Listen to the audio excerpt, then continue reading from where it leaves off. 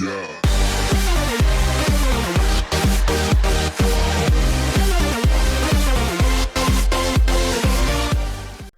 here, bring you another Boom Beach video. In today's video, guys, where it's going to be all about the Warriors post-hero update strategy. We're going to be talking about the best hero abilities to use with them, how I've gone about using Warriors, and keep in mind I do not have a troop health at this time. I'm still running the 6-4 setup that we put out last week. And also, if you haven't guessed, I am actually in Finland right now, so these are all kind of just like backdated. That's why we're doing the strategy talks. This is kind of something I've been wanting to do for a while, but it's hard to do it and work it into the daily event kind of stuff that I like to do, so I don't know. So yeah, so Warriors, guys, Warriors. So first up, I find Warriors can benefit from a lot of different types of hero abilities, except for, of course, the explosive grenade thing and the cluster grenade. You're not really going to find a whole ton of use for them in there. I'm not going to be attacking that base. But yeah, the hacking ability, what was that, chicken? The hacking ability does work really well if you can find a like, say, like right here, this should be somewhat of a good example, guys. So what I'm going to do here is I'm going to hack that shock launcher, and I'm also going to use her to clear all these mines for me. So basically, I'm just going to run up like this. I'm going to take out all these mines so I don't have to with the Warriors. I'm going to hack right now, and then I'm going to flare onto the shock launcher. Yes, that does use a lot more GBE than you would need, but I've basically got all the mines cleared. And and I'm gonna save having to shock that shock launcher, so we can just kind of we can just use the GBE more so on where on when the Warriors are on the 8. What are we talking about there, chicken? We can just use we can get a little extra GBE, chicken. Holy friggin' words! So I'm just waiting for that flare to expire before I throw the Warriors out.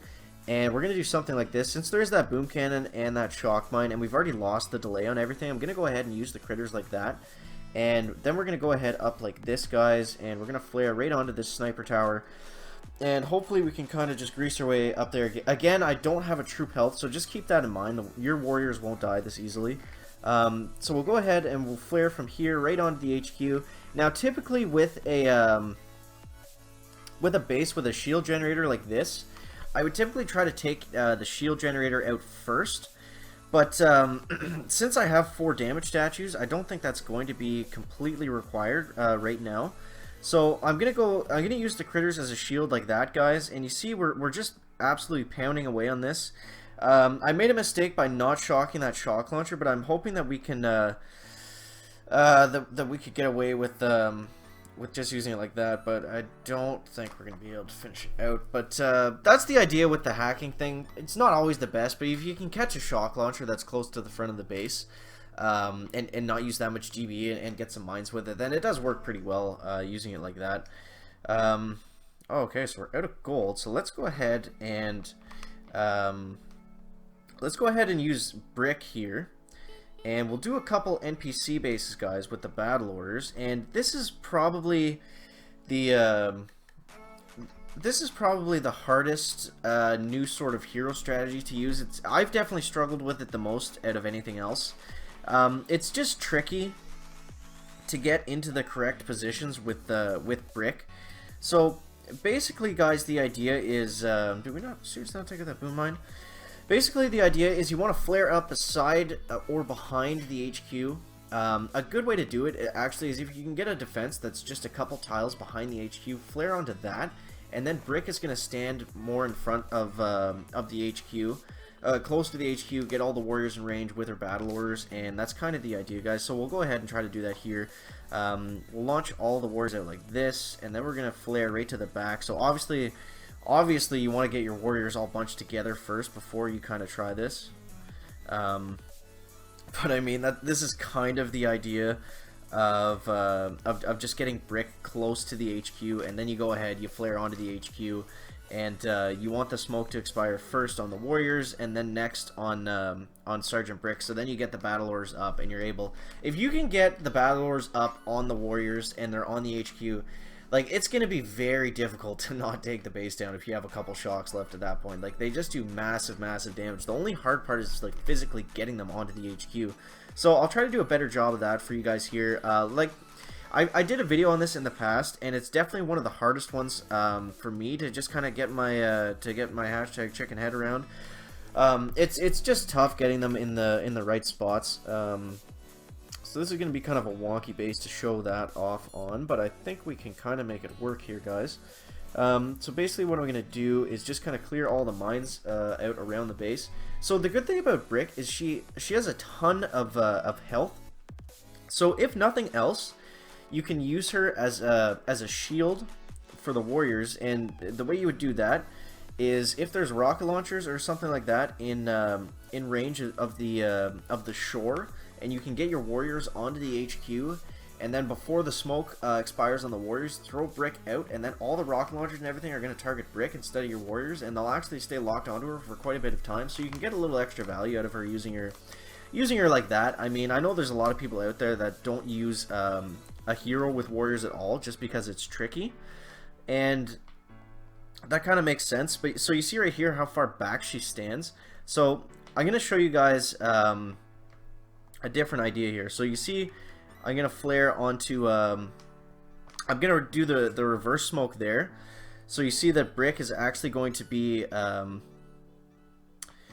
she's going to be on the HQ, and the smoke's going to expire first on the warriors and expose them. So that's kind of the idea, guys. Like I said, it's hard for me to do, but there's different ways to do it. There's little tips and tricks, like you can get like I kind of did there. You flare to a defense or a building behind the HQ, and then that's gonna sit Brick right in front of the HQ, and then you can pop the battle orders, smoke down backwards, so then it lifts off the warriors first on the HQ, and then off Brick second, so then everything's targeting the warriors. Brick stays up, gets off her ability. It lasts a long time, and you get a ton of extra damage and value out of your warriors if you're able to do it.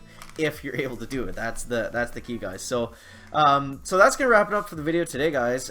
Make sure to let me know down in the comments some better ways to use Brick with warriors, or do you prefer using Everspark? The Critter Swarm, you can use kind of anything with warriors. It just depends on the base, and like it depends on the layout. If there's something that you can hack, if there's something that you can like if it's just a weird layout, there's a lot of splash damage. Maybe an Iron Will is gonna do better than a Battle Orders. Not typically. Typically, Battle Orders is gonna be the one that you want to go with if you're able to actually get her up and on the HQ. So before we sign off, guys, here's some actual good warrior attacks supplied by Hberg from Empire Business. Guys, if you're looking to join a task force just to learn Zookas and stuff, then I'm going to highly recommend, come on now, that you search up, just like this, Empire Business, and then he's got, you see all these are run by the same guy, Hberg.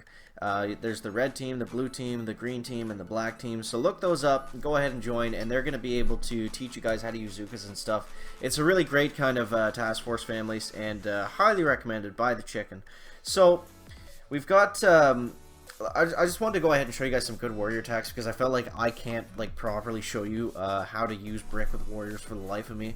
It's just, I don't know, man, I just can't wrap my head around it. So you see there, it's all about the smoke pattern. He gets Brick down, he gets the critters out, he gets the health kits down. So it's just, it's a super, it's a really strong strategy. I just haven't had time to play around with it as much as I would like to. Everything that I said still applies. It's just I couldn't physically like put it into practice as nearly as well as Hberg could.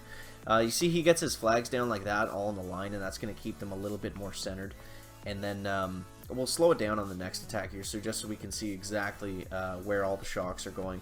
So that's warriors taking down stage 7 on Dr. Terror, and then we've got a couple player bases here. So I'm gonna put on 4-speed until he gets up close to the HQ. Actually, we'll put the landing. We'll play this one in normal motion just so you guys can get the full effect, I guess. I don't want to play it too fast and then have you guys miss something. So we've got Hberg using the warriors here, and he's going to use a 1 smoke drop, and you see how he puts Brick in the center just to keep her nice and lined up.